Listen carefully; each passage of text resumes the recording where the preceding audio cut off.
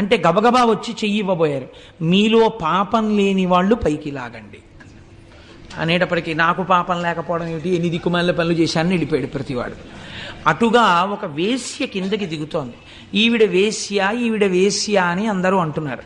ఆవిడ దిగుతూ వచ్చి నేను లాగుతానమ్మా అని చేయి పట్టుకుంటే ఆవిడంది పార్వతీదేవి, ఏమమ్మా అందరూ మాకు పాపం ఉందని వెళ్ళిపోతుంటే నువ్వు ఒక్కదానివి వేశ్యవి అని వాళ్ళందరూ చెప్తున్నారు. వాళ్ళ పాపముల కన్నా నీ పాపము గట్టిది కదా, నువ్వు ఎలా లాగుతావు నా భర్తని అని అడిగింది. అయితే ఆవిడంది, శ్రీశైల శిఖరం దృష్ట్యా పునర్జన్మ నవిద్యతే. అమ్మా నేను ఇప్పుడు శ్రీశైల శిఖర దర్శనం చేశాను. శ్రీశైల శిఖర దర్శనం చేత మోక్షం రావాలంటే పాపము లేదు పుణ్యము లేదు, రెండూ సున్నా అయిపోతే కదా మోక్షం. ఇప్పుడు నా ఖాతాలో పాపం ఎక్కడుందమ్మా, పాపం లేదు పుణ్యం లేదు, అందుకుని లాగుతున్నానమ్మా, నేను అర్హురాలను అంది. విశ్వాసం నిజంగా